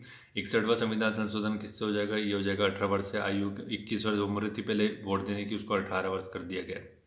77वां जो संविधान संशोधन अधिनियम था वो किससे हो जाएगा अपना, ये हो जाएगा नौकरी में आरक्षण सीमा बढ़ाने हेतु, ठीक है। 91वां हो जाएगा मंत्रिपरिषद का आकार 15% से ज़्यादा नहीं हो सकता भाई किसी भी सूरत में, और 12 से कम नहीं हो सकता। 12 संख्या है, 15% अपना परसेंटेज है, ठीक है। तो वो वेरी करता है ना, सब राज्य में अलग अलग आपको पता है सीट है, तो उस हिसाब से उसका जो मंत्रिमंडल बनेगा वो उसका परसेंटेज निकालना पड़ेगा, 15% मैक्सिमम। और चूंकि आपको पता है कि अपनी दिल्ली में कम सीट है, तो वहाँ पर क्या हो जाएगा अपना कि भाई वहाँ मिनिमम आपको 12 मेंबर तो रखना ही पड़ेंगे, ठीक है। ऐसा अपने को देखना पड़ेगा अच्छे से। भारत का संविधान निम्नलिखित में से किस अनुच्छेद के अंतर्गत निर्वाचन आयोग के गठन का प्रावधान करता है। आर्टिकल 324 में बोला गया है कि भाई यहाँ पे भारत के लिए एक इलेक्शन कमीशन होगा, ठीक है। 3 सदस्यीय निकाय है वो। भारत के सर्वोच्च न्यायालय के संदर्भ में निम्नलिखित कथनों पर विचार करना है, करिए। यहाँ पे देखिए कि पहला बोल रहा है सर्वोच्च न्यायालय की स्थापना 26 जनवरी 1949 को हुई। वर्तमान में इमारत जो सर्वोच्च न्यायालय की है वो 1958 में स्थानांतरित की गई, और असत्य बताना है 43 का राइट आंसर। तो इसका राइट आंसर क्या हो जाएगा अपना, ए हो जाएगा कि केवल एक ही सही हो जाएगा, ठीक है, बाकी गलत हो जाएगा। और अभी का जो चीफ जस्टिस है वो कौन है, संजीव खन्ना जी है, ठीक है। संजीव खन्ना जी है, 51 नंबर के हैं, ध्यान रखिएगा। इसके पहले कौन थे, डी.वाई. चंद्रचूड़ थे, ठीक है, 51। नेक्स्ट इसके बाद ये है कि निम्नलिखित में से कौन से मुख्यमंत्री मध्य प्रदेश विधानसभा में नेता प्रतिपक्ष के पद पर नहीं रहे। Which of the following chief minister also held the post of leader of opposition in Madhya Pradesh. नेता विपक्ष का नेता कौन रहा है, इसमें से पूछा गया है, मुख्यमंत्री नेता प्रतिपक्ष। 44 का राइट आंसर देखते हैं, ये हो जाएगा अपना डी। उपरोक्त सभी कमलनाथ, अर्जुन सिंह, सुंदरलाल पटवाल और बाबूलाल गौर। इसके अलावा आपको पता है वीरेंद्र कुमार सकलेचा जो थे वो पहले थे, ठीक है, वीरेंद्र कुमार सकलेचा, ठीक है। और भी लोग थे, श्यामाचरण शुक्ला हो जाएगा, द्वारिका प्रसाद मिश्रा जी हो जाएंगे, ठीक है। तो अपने को इतना देखना काफ़ी अपने लिए। सत्य कथन की पहचान करना है, कर लीजिए कि मध्य प्रदेश के प्रथम लोकायुक्त तो पुरुषोत्तम विनायक दीक्षित है, ठीक है। दूसरा बोला है कि मध्य प्रदेश के उप लोकायुक्त नंदन दुबे है। बताओ इसमें से कौन सा सही कौन सा गलत। राइट आंसर इसका हो जाएगा अपना ए, ठीक है। ए अर्थात क्या हो जाएगा कि मध्य प्रदेश के जो पहले लोकायुक्त थे वो कौन थे, पी.बी. दीक्षित थे, ठीक है। प्रथम उप लोकायुक्त के बारे में अगर बात की जा रही तो यहाँ नंदन दुबे लिखा गया, वो जो कि सरासर गलत है। वो कौन हो जाएगा, रघुनाथ भावे जी हो जाएंगे, ठीक है, रघुनाथ भावे जी हो जाएंगे। बाकी लोकायुक्त की नियुक्ति जो हमारे यहाँ सबसे पहले की गई थी 1981 में की गई थी, ठीक है। लोकायुक्त की नियुक्ति कौन करता है, तो वो गवर्नर करता है, ठीक है। नेक्स्ट है कि मध्य प्रदेश राज्य महिला आयोग की स्थापना कब की गई थी भाई। इंपॉर्टेंट क्वेश्चन है और रिपीटेड क्वेश्चन है, बहुत बार पूछा जाता है। 23 मार्च 1998 को की गई थी, ठीक है। भोपाल में इसका मुख्यालय है। मध्य प्रदेश उच्च न्यायालय के निम्नलिखित मुख्य न्यायमूर्तियों में से कौन भारत के उच्चतम न्यायालय के न्यायाधीश नहीं रहे हैं। कि मतलब बोला जा रहा है कि मध्य प्रदेश उच्च न्यायालय जो है उसमें मुख्य न्यायाधीश बने हुए हैं, लेकिन वो अपने सुप्रीम कोर्ट में न्यायाधीश जज नहीं बने। 47 का राइट आंसर ये हो जाएगा ए के मित्तल जो है ये नहीं रहे, बाकी लोग A P Singh, N D Ojha, G L Ojha ये रहे। मध्य प्रदेश पंचायती राज अधिनियम 1993 को कब लागू किया गया था भाई? एग्जैक्ट डेट पूछी गई तो ये तो आपको बताना ही पड़ेगा, इंपॉर्टेंट भी है आपका। 25 जनवरी 1994 को इसको लागू किया गया। राज्यपाल ने इसको अगर बोला जाए कि भैया साइन कब किया इसके ऊपर, तो 24 जनवरी को किया, ठीक है। और विधानसभा ने अगर इसको कब पारित किया तो 30 दिसंबर 1993 को इसको पास किया था विधानसभा ने। तो विधानसभा का 30 दिसंबर, गवर्नर ने इसको साइन किया 24 जनवरी को, लागू हुआ 25 जनवरी को। नेक्स्ट है कि एफडीआई आकर्षित करने में मध्य प्रदेश के देश में कौन सा स्थान है? 49 का राइट आंसर क्या हो जाएगा अपना? ये हो जाएगा बी, अर्थात 13वां हो जाएगा, 13वां स्थान है, ठीक है। मिशन अंकुर 2021 किस क्षेत्र से संबंधित है? मिशन अंकुर राइट आंसर क्या हो जाएगा? बुनियादी शिक्षा से संबंधित है, इंपॉर्टेंट है ये, ठीक है, ध्यान रखना। 51 नंबर का क्वेश्चन है अपना, निम्न में से असत्य कथन का चयन करना है। Choose the false statement from the following. देखो भाई यहाँ पर कौन सा फॉल्स है। पहला बोल रहा है कि सतत विकास लक्ष्यों को संयुक्त राष्ट्र एजेंडा 2030 कहा जाता है, ठीक है, ये सही है। संयुक्त राष्ट्र अनिवार्य एसडीजी के स्थानीयकरण को अपनाने वाला भारत का पहला शहर भोपाल है, ये भी ठीक है, ठीक है। और उसके बाद बोल रहा है कि 12 मई 2023 को टिकाऊ शहरी परिवर्तन के लिए एजेंडा फॉर एक्शन इंदौर में लॉन्च किया गया था, तो ये गलत है, ठीक है। तो ये कहाँ लॉन्च किया गया था? इंदौर में नहीं किया गया था, ये भोपाल में लॉन्च किया गया था, ये ध्यान रखिएगा। बाकी सतत विकास लक्ष्य भारत सूचकांक 2020 में मध्य प्रदेश का 11वां स्थान है, ठीक है। नेक्स्ट देखते हैं कि मध्य प्रदेश में किसी स्थान पर ग्रीन एनर्जी क्लस्टर स्थापित किया गया है। Eight which place in Madhya Pradesh green energy cluster is established? कहाँ पर किया गया ये देख लो जल्दी से इसका, ठीक है। देख लिया होगा आप लोगों ने, अभी तक सोच लिया होगा अपना आंसर। तो इसका राइट आंसर क्या हो जाएगा अपना? बी हो जाएगा, जल कुआं, ठीक है। आप लोग अपना आंसर सोचने के बाद ये भी कोशिश कीजिएगा कमेंट करके कि भैया आपका कितना स्कोर हो रहा है। तो एक हेल्दी कंपटीशन आपका लोगों के बीच में होगा, है ना, क्योंकि अब देखेंगे भाई किसी के 62 कम सही हो रहा है, किसी के 82 हो रहा है, किसी के 75 हो रहा है, तो उससे एक हेल्दी कंपटीशन यहाँ पे जनरेट होगा और वो आप लोग के लिए अच्छा होगा, फ़ायदेमंद होगा। कैसे फ़ायदेमंद होगा कि आप लोग उसमें क्या करेंगे, एक दूसरे को आगे पीछे करने की कोशिश करेंगे, है ना। तो आप लोग कमेंट कीजिएगा। अब गलत मत डालना यहाँ पर, ठीक है। अपने प्रति तो ऑनेस्टी रखो, भले किसी से तुम झूठ बोलते हो उससे मतलब नहीं, लेकिन अपने आप से झूठ कभी मत बोलना, ठीक है। जिस दिन तुमने अपने आप से झूठ बोल दिया उसके बाद कुछ बचा ही नहीं, तुम्हारी पर्सनैलिटी फिर कुछ रही नहीं, ठीक है। तो ये हो जाएगा अपना ग्रीन एनर्जी क्लस्टर कहाँ पर है? जबलपुर, जलकुआं, खंडवा में हो जाएगा, ठीक है। फर्नीचर क्लस्टर अगर पूछा जाए तो ये बेटमा खुर्द जो लिखा हुआ है यहाँ पे फर्नीचर क्लस्टर मिलेगा, फर्नीचर क्लस्टर मिलेगा बेटमा खुर्द में, ठीक है। पीलूखेड़ी जो राजगढ़ है यहाँ पे भी बहुत ज़्यादा इंपॉर्टेंट एक इंडस्ट्रियल एरिया है, माँ शैलपुत्री के नाम पर है, माँ शैलपुत्री के नाम पर यहाँ पे एक इंडस्ट्रियल कॉरिडोर बना हुआ है, ठीक है, ये या फिर एरिया बना हुआ बोल दिए। और यहाँ पर दिख रहा है कि इंदौर का मोरखेड़ी में क्या है, यहाँ पे फूड पार्क बनाया हुआ है, ठीक है, फूड पार्क है यहाँ पर इंदौर में, ठीक है। नेक्स्ट है इसके बाद कि according to self reliant Madhya Pradesh where is Ayush super speciality hospital to be open? तो आत्मनिर्भर मध्य प्रदेश के अनुसार आयुष सुपर स्पेशलिटी हॉस्पिटल कहाँ खोला जा रहा है भाई? 53 का बताओ आंसर। देख लिया होगा आपने लोगों ने अभी तक आंसर अपना, तो इसका राइट आंसर हो जाएगा इंदौर भोपाल में खोला जा रहा है, ठीक है, ध्यान रखिएगा। नेक्स्ट है कि मध्य प्रदेश में एक जिला एक उत्पाद योजना का प्रारंभ कब किया गया था? One district one product scheme कब स्टार्ट की गई थी? 54 का राइट आंसर हो जाएगा अपना, ये फरवरी 2023 में स्टार्ट की गई थी, ध्यान रखिएगा, ठीक है। नेक्स्ट क्वेश्चन है कि GI tag of handmade carpet is related to which region? जो हस्त निर्मित कालीन जीआई टैग है वो किस क्षेत्र से संबंधित है पूछा गया। 55 का राइट आंसर हो जाएगा ग्वालियर से संबंधित है, ठीक है। और इसको कब दिया गया अगर ये पूछ लिया जाता है तो ये 2023 में दिया गया, ठीक है। नेक्स्ट देखते हैं इसके बाद अपन, ऑपरेशन फ्लड सेकंड जो है वो निम्न में से किससे संबंधित है, ठीक है। बताओ यहाँ पर किससे संबंधित है ऑपरेशन फ्लड? तो सभी को पता है ऑपरेशन फर्स्ट हो चाहे सेकंड हो, ठीक है। तो operation flood first and second दोनों अपना मिल्क सप्लाई से संबंधित था, ठीक है।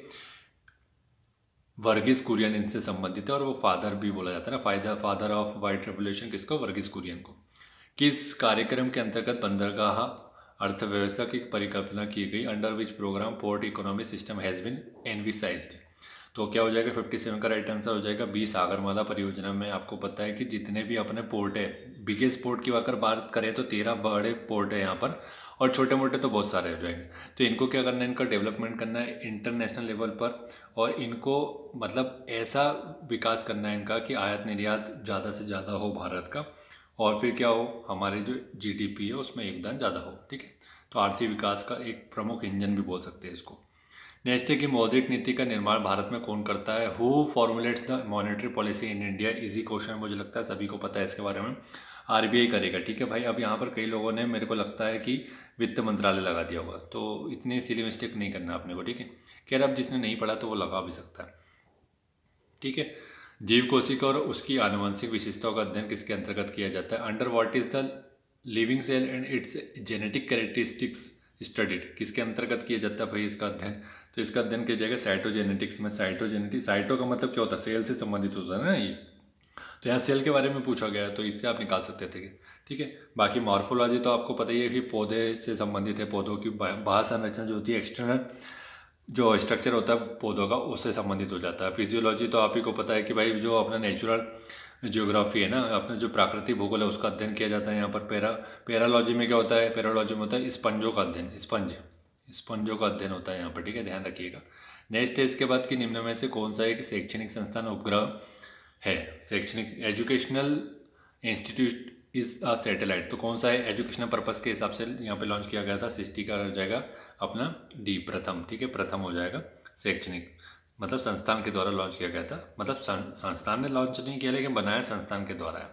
और इसी प्रकार के आप जैसे कि कलाम सेट, आपने नाम सुना होगा, जो कि एक संस्थान के द्वारा ही बनाया गया था, कलाम सेट। तो अभी एक सिस्टम संस्थान के द्वारा बनाया गया था, फिर उसके बाद अपन ने प्रथम तो देख ही लिया, और भी आ जाते हैं इसमें। स्वयं हो जाएगा, क्योंकि इसमें से कुछ भी पूछा जा सकता है, इसलिए मैं आपको बता देता हूँ। स्वयं हो गया, जुगनू हो गया है ना, सत्यभामा सेठ भी आपने सुना होगा, सत्यभामा सेठ। तो ये सभी क्या हो जाएंगे, ये एक शैक्षणिक संस्थान उपग्रह है। ठीक है, लॉन्च तो इसरो ही करेगा, लेकिन बनाया किसने इनको, एक कोई शिक्षा संस्थान है उसने बनाया। नेक्स्ट है कि इसरो की स्थापना कब हुई थी, तो ये इजी क्वेश्चन है, सभी को पता है, 15 अगस्त 1969 में। ठीक है, विक्रम साराभाई के द्वारा की गई थी, श्रीहरिकोटा में हो जाएगा लॉन्चिंग इनकी सेंटर। अस्थि को मांसपेशी से जोड़ने वाला संरचना क्या कहलाती है, the structure connecting bones to muscle, muscle को बोन से कौन जोड़ता है, इसके बारे में पूछा गया है। तो राइट आंसर क्या हो जाएगा, टेंडन हो जाएगा। ये तो सभी को पता है, इजी क्वेश्चन है, टेंडन इसको जोड़ता है। ठीक है, कार्टिलेज आपको पता है कि भाई कार्टिलेज बहुत ज़्यादा इंपॉर्टेंट चीज़ होता है, हर जगह मिल जाएगा आपको। ठीक है, घुटने में भी मिल जाएगा कार्टिलेज। ठीक है, दो बोन के बीच में हो जाता है ये। नेक्स्ट लिगामेंट हो जाएगा दो बोन के बीच में। ठीक है, डायाफ्राम तो आपको पता है कि लंग से संबंधित है, आपका जो प्रेशर कम ज़्यादा होता है उसी से सांस अंदर बाहर लेते हैं, तो डायाफ्राम प्रेशर से जुड़ा हुआ है। ठीक है, कार्टिलेज तो फिर आपको बता दिया मैंने कि बोन में होता है, बोन का इंटरनल पार्ट है।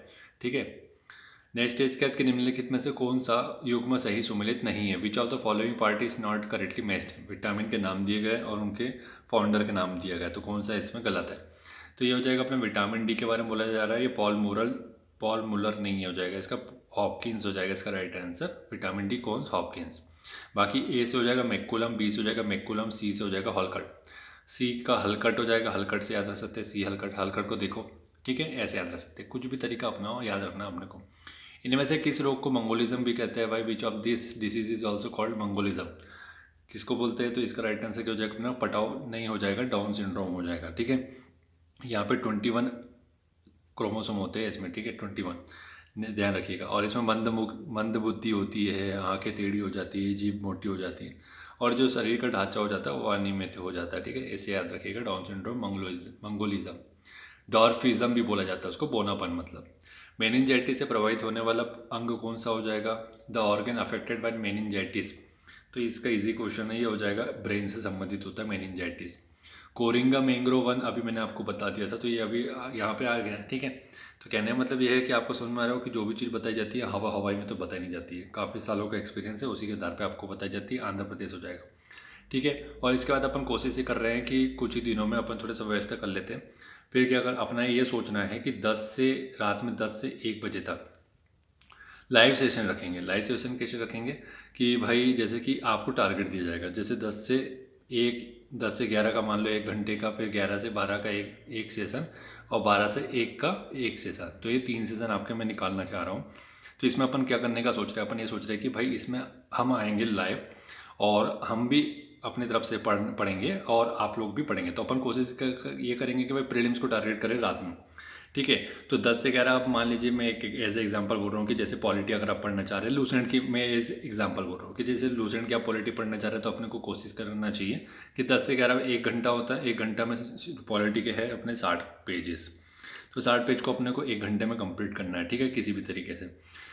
तो इसको अपन 1 घंटा अपन वहाँ पे तो अपना लाइव चलता रहेगा, तो हम भी पढ़ेंगे, आपको भी पढ़ना है। उससे फ़ायदा क्या होगा कि आप भी एक व्यवस्थित तरीके से पढ़ पाएंगे और हम भी व्यवस्थित तरीके से आपको गाइड कर पाएंगे, है ना, कि कैसे पढ़ना है, कैसे क्या नहीं पढ़ना है। और शुरुआत में आपको बता देंगे कि भाई आज ये सब्जेक्ट पढ़ना है और 10 से 11 ये पढ़ना है। फिर उसके बाद जो 11 से 12 हो जाएगा, इसमें अपन पॉलिटी के MCQ देखेंगे, 1 घंटा पूरा MCQ, ठीक है। फिर 12 से 1 क्या, 12 से 1 में फिर अपन कुछ और भी कोई दूसरा सब्जेक्ट उठा सकते हैं। तो अगर आप देखो, लूसेंट तो आपका नया वाला ले लेना आप लोग सभी लोग, अगर नहीं लिया है तो, क्योंकि लूसेंट बहुत इंपॉर्टेंट है भाई, लूसेंट को आप स्किप कर ही नहीं सकते। तो 12 से 1 के बीच में और एक और लूसेंट का टॉपिक उठा सकते हैं अपन। तो ऐसा अपन सोच रहे हैं। तो आप लोग बताइएगा लाइव सेशन करते, जैसे लाइव स्टडी करके कुछ बहुत सारी चीज़ें चलती रहती है ना वीडियो, तो ऐसा कुछ सोच रहे थे अपन। तो इससे एक पंक्चुअलिटी हो जाएगी आप लोग की भी और हमारी भी, क्योंकि आपको पता है कि रात में 10 के बाद आपकी जनरली पढ़ाई होती नहीं है, लोग आलसी करते हैं। तो एक ये अपन सोच रहे हैं, आप लोग बताइए कमेंट करके, ज़्यादा से ज़्यादा कमेंट करिएगा, तो अपन जल्दी से जल्दी इसको शुरुआत करने की कोशिश करेंगे। पहले अपन पॉलिटी उठा लेंगे, ठीक है।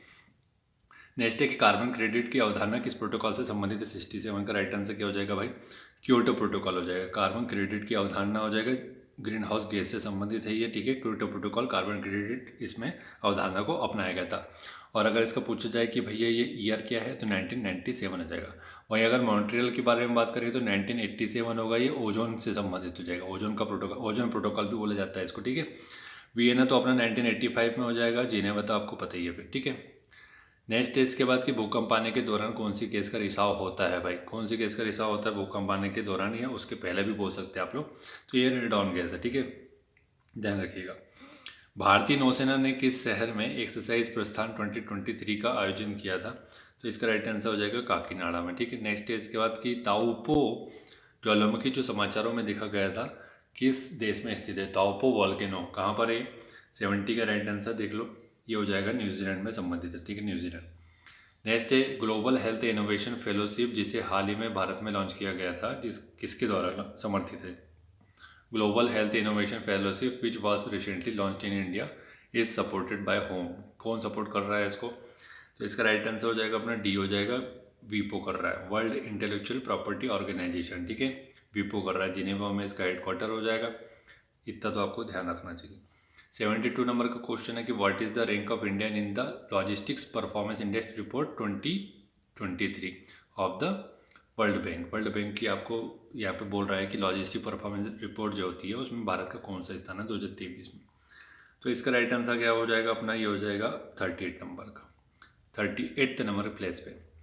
नेक्स्ट क्वेश्चन है कि in which country was the largest statue of BR Ambedkar statue of equality unveiled outside India. Bharat के बाहर पूछा गया है कि BR अम्बेडकर जी की स्टेचू ऑफ इक्वलिटी की मूर्ति का अनावरण कहाँ किया गया। तो 73 का राइट आंसर क्या हो जाएगा, अमेरिका में किया गया है, ये आपको पता होना चाहिए। और अगर शहर का नाम पूछ लिया जाए तो मेरी लैंड हो जाएगा, मेरी लैंड, ठीक है, ध्यान रखिएगा। नेक्स्ट है कि in which university of Madhya Pradesh Jain centre will be established. तो मध्य प्रदेश के किसी विद्यालय में जैन अध्ययन केंद्र की स्थापना की जाएगी, पूछा गया है 74 का। तो राइट आंसर हो जाएगा देवी अहिल्या विश्वविद्यालय इंदौर में, जो कि, ठीक है। तो यहाँ से आपको बाकी भी पढ़ लो, क्योंकि ये विश्वविद्यालय कहाँ कहाँ पर है ये पूछा जा सकता है। विक्रम विश्वविद्यालय उज्जैन में हो जाएगा। डॉक्टर हरि सिंह गौर विश्वविद्यालय 1946 सबसे पहला विश्वविद्यालय ये अपना, ठीक है, मध्य प्रदेश का। रानी दुर्गावती अपना जबलपुर में हो जाएगा। किस स्थान पर देश का पहला यूनिटी मॉल स्थापित किया गया, eight which place the country first unity mall will be established. 75 का राइट आंसर उज्जैन हो जाएगा, इंपॉर्टेंट है, ध्यान रखना। यूनिटी मॉल का मतलब ये कि यहाँ पे सभी प्रकार के उत्पाद जो हो जाएंगे, जैसे कि one district one product, GI tag के जो उत्पाद है और अन्य हस्तशिल्प जो भी उत्पाद है सब यहीं मिल जाएगा, ठीक है। विक्रम पुरस्कार 2022 से सम्मानित आदित्य दुबे का संबंध किस खेल से है, तो ये आदित्य दुबे जो हो जाएगा वो सॉफ्ट टेनिस से संबंधित हो जाएगा, ठीक है। जिला वैसे पूछेगा नहीं, लेकिन जिला अगर आपको फिर भी पढ़ना है तो देवास से संबंधित है। प्रधानमंत्री मोदी ने दिव्यांगजनों के लिए देश के पहले हाईटेक स्पोर्ट्स ट्रेनिंग सेंटर का उद्घाटन कहाँ किया। 77 का राइट आंसर क्या हो जाएगा, मध्य प्रदेश में किया है, ठीक है। प्रधानमंत्री के द्वारा किया गया तो बहुत ज़्यादा इंपॉर्टेंट है। और मध्य प्रदेश के शहर का नाम पूछ लिया तो ग्वालियर हो जाएगा, ठीक। मध्य प्रदेश के किस जिले के सौरभ कुशवाहा और अंकित सेन ने अफ्रीका की सबसे ऊंची चोटी किलिमंजारो पर तिरंगा फहरा दिया। Saurabh Kushwaha and Ankit Sen of which district of Madhya Pradesh will have hosted the tricolour on the highest peak of Africa Kilimanjaro. तो कहाँ के हैं ये लोग भाई? ये हो जाएगा अपना जबलपुर से संबंधित है दोनों।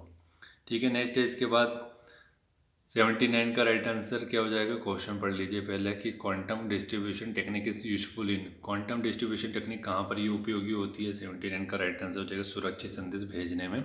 एंड टू एंड इनक्रिप्शन की टेक्नोलॉजी है ये। ठीक है, ठीक है, मतलब ये है कि भाई जो मैं भेज रहा हूँ आपको और आप मुझे भेज रहे हैं तो दोनों के एनक्रिप्टेड रहेगा और कोई पढ़ नहीं पाएगा उसको। ठीक है, नेक्स्ट एक 80 का क्वेश्चन है कि जीपीआरएस का फुल फॉर्म पूछा गया है तो क्या हो जाएगा? ये तो इजी क्वेश्चन है, लेकिन जनरली ऐसे ही क्वेश्चन में गलती करते हैं क्योंकि जल्दीबाजी में क्वेश्चन पूरा पढ़ते ही नहीं है, ऑप्शन भी नहीं देखते और सीधा जाकर के OMR भर देते हैं। तो भाई पहले ये तो देख लो कि ऑप्शन में कहाँ क्या चीज़ लिखी हुई है। राइट आंसर इसका हो जाएगा जनरल पैकेट रेडियो सर्विस हो जाएगा। ठीक है, इंपॉर्टेंट है। और जीपीआरएस सेवा कब से शुरू की गई थी? तो 2000 से शुरू की गई थी। जीपीआरएस चलाया जाता था, आपको पता होगा। ठीक है, अपन मोबाइल में इंटरनेट चलाते थे, जो कीपैड टाइप का मोबाइल नहीं आता था बहुत पहले, तब 2G 3G वाली जो सर्विसेज थी वो हो जाएगा। ठीक है, और अगर इसमें इम्पोर्टेंट एक फैक्ट है कि 2008 में अपन ने एंड्रॉयड को लॉन्च किया था। अपन ने मतलब गूगल ने एंड्रॉयड को लॉन्च कब किया गया था? 2008 में लॉन्च किया गया था। 3G कब लॉन्च हुआ? क्योंकि 2G ये तो 3G कब हुआ था? 3G हो जाएगा 2001 में लॉन्च हुआ। ठीक है, नेक्स्ट है इसके बाद कि face recognition system is based on, किस पर आधारित है भाई? ये 81 का राइट आंसर क्या हो जाएगा अपना? अप्लाइड आर्टिफिशियल इंटेलिजेंस अप्रोच के ऊपर आधारित है ये। ठीक है, तो ये बहुत ज़्यादा इंपॉर्टेंट पार्ट है। AI से संबंधित आपको पता है हमेशा क्वेश्चन पूछे जा रहे हैं। तो AI के दो टाइप होते हैं भाई, एक सॉफ्ट AI होता है, ठीक है, या फिर इसको वीक AI बोल सकते हैं, और एक हार्ड AI जिसको आप स्ट्रॉन्ग AI भी बोल सकते हैं। ठीक है, दोनों इंपॉर्टेंट है। जो अपना सॉफ्ट AI वीक जो AI होता है वो सामान्य उपयोग के लिए किया जाता है, और जो हार्ड स्ट्रॉन्ग जो AI है अपना कोई पर्टिकुलर कोई प्रकार का माइंडसेट वाला जो अपना प्रोग्राम होता है उसमें इसका यूज़ किया जाता है। सही मिलान करना है यहाँ पे जोड़ी का मैच करेक्टली। तेज ऐप, उमंग ऐप, सी विजिल, बोलो ऐप। तो इसको मिलान कर लो भैया फटाक से। तो ये हो जाएगा, देख लेते हैं अपन किसका। तेज ऐप हो जाएगा अपना डिजिटल पेमेंट है तो ठीक है।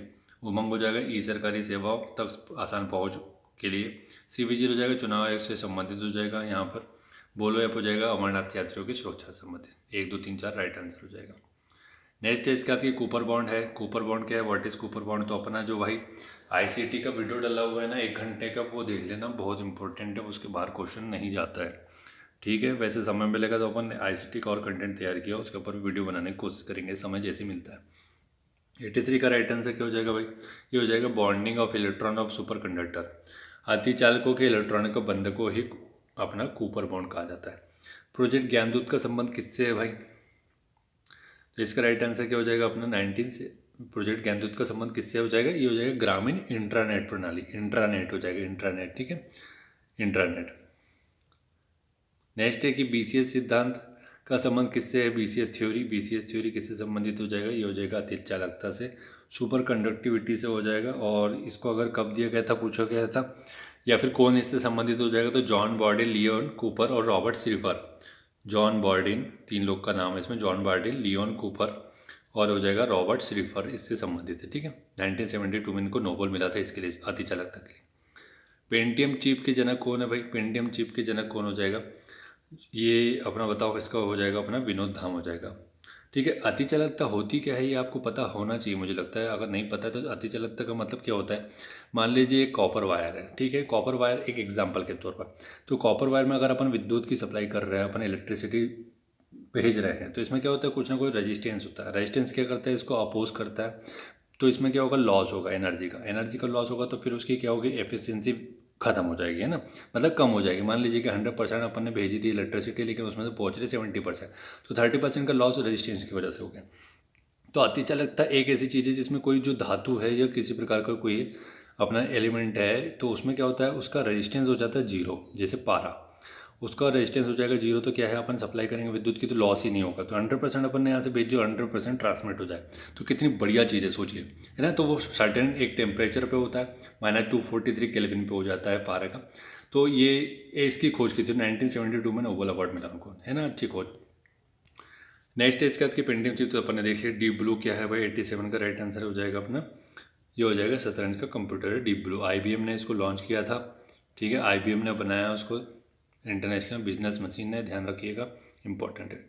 डाटा डिडलिंग क्या होती है भाई, और कब बनाया था पूछ लिया तो 1997 में बनाया था, ध्यान रखना। और जो उस समय का विश्व विजेता था शतरंज का, वो कौन था, गैरी कैस्पारोव। ठीक है, बहुत इंपॉर्टेंट पर्सनालिटी गैरी कैस्पारोव। ठीक है, तो इसको हराया इस अपने कंप्यूटर ने, ठीक है, डीप ब्लू ने, सुपर कंप्यूटर। नेक्स्ट है इसके बाद की डाटा डिडलिंग क्या होती है, ये हो जाता है अपना कंप्यूटर में डाटा परिवर्तन या प्रोसेसिंग की क्रिया, process of data transformation and processing in India in computer. ठीक है, तो नेक्स्ट देखते हैं इसके बाद इसमें क्या होता है। वैसे डाटा डिडलिंग में क्या होता है ये आपको पता होना चाहिए कि जो वास्तविक डाटा होता है ना उसको मतलब जो कंप्यूटर में अपन डाटा डालते हैं तो उसका होता है वो उसको प्रोसेस करता है, प्रोसेस करने के बाद पर्टिकुलर जो और आपको वास्तविक वांछित जो डाटा है उसमें उसको कन्वर्ट कर देता है। ठीक है, डाटा डिडलिंग ये होती है। नेक्स्ट है कि साइबर सुरक्षित भारत के 3 स्तंभ कौन कौन से हैं, तो कौन कौन हो जाएंगे, ये हो जाएगा 1 2 3, जागरूकता, शिक्षा और सामर्थ्य। ठीक है, तीनों ही इसके स्तंभ हो जाएंगे साइबर सुरक्षित भारत के। इंपॉर्टेंट है, 2 3 बार और बोल देता हूँ ताकि ये आपको याद हो जाए, क्योंकि यहाँ से आने की संभावना बनती है।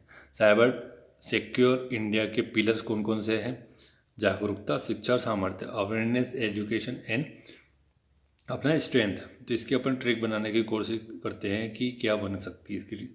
ये फर्स्ट लेटर उठा लो तो उसी से ट्रिक बनाएंगे अपन। ठीक है, तो EAES से बनेगी नहीं, लेकिन अपन इसको कर सकते हैं सिया करके बना सकते हैं, ACA सिया। सिया किसी का नाम भी होता है तो उससे बन जाएगा। ठीक है, सिया। तो साइबर सिक्योर इंडिया के अपने जो पिलर है वो कौन से हो जाएंगे, सिया हो जाएगा, SEA Siya, strength, education and awareness. ठीक है, इस टाइप से आपको मैंने बना के इसलिए बताया ताकि आप लोग सोचें, ऐसी रचनात्मकता के हिसाब से ट्रिक बनाए ताकि आपको आसान हो चीज़ें याद रखने में। ई गवर्नेंस में इनमें से कौन से तत्व शामिल होते हैं, which of the element are included in e governance. तो 90 का राइट आंसर बता दो भैया, सभी हो जाएंगे ना, इस टाइप के क्वेश्चन में तो सभी लगाया जाता है भैया, अपने को तो सोच लेते हैं अपन। ई कोर्ट, ट्रेजर कर्नाटका में, सी विजिल, ई नेशनल डिस्ट्रिक्ट लिटरेसी मिशन और ई सर्विस। नेक्स्ट क्वेश्चन है कि मध्य प्रदेश के किन जिलों में कोरकू जनजाति का संकेंद्रण है, तो ये मैंने कई बार बता चुका हूँ आपको, इजी क्वेश्चन है। ठीक है, तो अपने को कोरकू देखना पड़े तो कोरकू कहाँ पाई जाती है, सतपुड़ा रीजन में। सतपुड़ा रीजन में कौन कौन से जिले आते हैं भाई, अपना बैतूल आता है, खंडवा आता है, नर्मदापुरम आता है। ठीक है, कोरकू जनजाति। चटकोरा इनका नृत्य सबसे फेमस चटकोरा नृत्य है। सिंडोल प्रथा जो होता है वो, सिडोला जो है ना प्रथा, वो इसी से संबंधित हो जाती है, सिडोला। ठीक है, मृतक स्तंभ। नेक्स्ट है इसके बाद कि संविधान के किस अनुच्छेद के अंतर्गत अनुसूचित जनजाति शब्द जोड़ा गया। अनुसूचित जनजाति के बारे में बात कर रहा है, schedule tribe has been added. तो आर्टिकल बताओ उसका कौन सा हो जाएगा, 92 का, ये हो जाएगा 342(1) में। ठीक, 342(1) में अनुसूचित अपना जनजाति हो जाएगा। ठीक है, ध्यान रखिएगा। और सेकंड में कौन हो जाएगा, SC हो जाएंगे, ध्यान रखना, इंपॉर्टेंट है, पूछा भी जाता है, कई बार पूछा गया। भीखू रामजी आयोग का गठन कब किया गया, तो ये इसका राइट आंसर हो जाएगा 1999 में किया गया था। और अगर ये पूछ लिया जाए कि भाई क्यों किया गया था और किसके द्वारा किया गया था, तो ये महाराष्ट्र सरकार के द्वारा किया गया था, पहली बात। दूसरी बात, जो अपनी विमुक्त अर्ध घुमंतु और घुमंतु जनजातियाँ होती हैं ना, उनके लिए किया गया था इसको। ठीक है, उनके समुदायों की पहचान कैसे की जाएगी और उनके सुधार कैसे किया, जनरली सुधार कैसे किया जाए उनके बारे में इसकी पहचान करने के लिए इसकी स्थापना की गई थी। भील जनजाति में मांगलिक अवसर पर बनाए जाने वाले भित्ति चित्र को क्या कहते हैं, 94 का राइट आंसर क्या हो जाएगा भाई, क्या बोलते हैं उसको, गोत्रेज बोलते हैं। भील जनजाति के द्वारा मांगलिक अवसर पर जो चित्र बनाए जाते हैं, भित्ति चित्र है वो, तो क्या बोलते हैं उसको, गोत्रेज बोलते हैं। ठीक है, ध्यान रखिएगा, बहुत इंपॉर्टेंट है, गोदरेज। गोदरेज का जो फ्रिज आता है उससे याद रख सकते हैं। तो गोदरेज का फ्रिज अपन ने भले लोगों को दे दिया, कब दिया, मांगलिक अवसर पर। तो मांगलिक लोगों की शादी होती है उस दिन पे मैंने दहेज दे दिया, ऐसे याद रख लो। अब वो याद रखने का तरीका। ठीक है, अब यहाँ मत भूलिएगा कि सर आप दहेज प्रथा को बढ़ावा दे रहे हैं। ठीक, दहेज प्रथा को बढ़ावा देने की बात नहीं हो रही यहाँ पे। दहेज प्रथा ये है कि भैया वो तो चलती ही रहेगी, वो ख़त्म होनी भी नहीं है दहेज प्रथा, आप ये मान के चलिए। क्योंकि जो लड़की वाले होते हैं, गवर्नमेंट लड़का देखती हैं या प्राइवेट नौकरी भी देख रही है, तो उसको लग चाहिए भाई 2-2.5 लाख रुपये इनकम है उसकी, या गवर्नमेंट जॉब चाहिए। उसके अलावा अगर कोई व्यक्ति नॉर्मल टाइप की जॉब कर रहा है, प्राइवेट कर रहा है, या फिर उसकी 10-15-20 हज़ार पेमेंट है, तो वो उससे शादी थोड़ी करेगी। ठीक है, तो ये आप जब दूसरे से उम्मीद रख रहे हो कि आप भी तो उसका घर परिवार और संपत्ति देख रहे हो, तो सामने वाला भी संपत्ति देखता है। ठीक है, आप इस टाइप की डिमांड मत करो तो सामने वाला भी वैसी डिमांड नहीं करेगा। डबल स्टैंडर्ड नहीं चलेगा ना दिमाग का। बेगा जनजाति में करस्कोवा की स्थापना किस संस्कार में की जाती है, 95 का बताइए। राइट आंसर क्या हो जाएगा, करस कव्वा विवाह संस्कार है अपना, बेगा जनजाति में पाया जाता है। ठीक है, करस कव्वा बहुत इंपॉर्टेंट है, विवाह संस्कार है, पूछा जाएगा। तो इसको याद कैसे रखेंगे, अपना जो कौवा है वो हो गया बागी, बागी हो गया।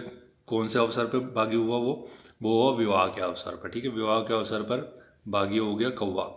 ठीक है, वो शादी करने से मना कर दिया उसने अपनी, उसकी जो वाइफ थी, कौवा की जो वाइफ होगी उसको क्या बोलेंगे। ठीक है, तो उसको मना कर दिया उसने। नेक्स्ट है कि मध्य प्रदेश राज्य जनजातीय संग्रहालय में स्थापित रक्कू दीर्घ का संबंध किससे। रक्कू gallery establish in Madhya Pradesh state tribal museum is related to, किससे संबंधित है, इंपॉर्टेंट है तो सभी को पता होना चाहिए। हो जाएगा अपना द डॉन ऑफ लाइफ, अर्थात जीवन की भोर बेला से संबंधित है रक्कू दीर्घा।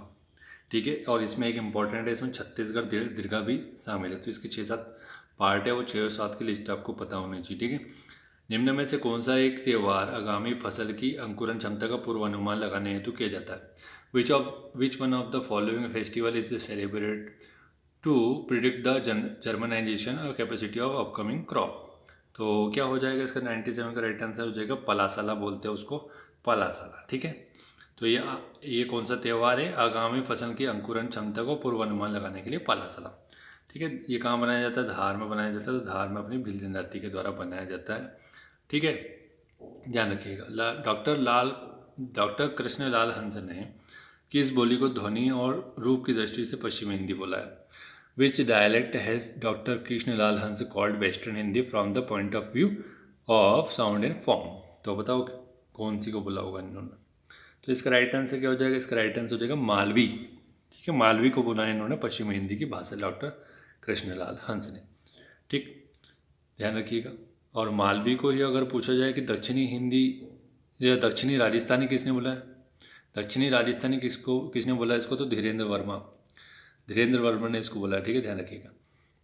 नेक्स्ट है इसके बाद कि जगनिक द्वारा रचित आलाखंड किस बोली में लिखा गया है। तो मैंने आपको अभी थोड़ी देर पहले बताया था कि आलाखंड की रचना किसने की, भाई जगनिक ने की है। ठीक है, तो in which dialect is Alhakhand written by Jagnik.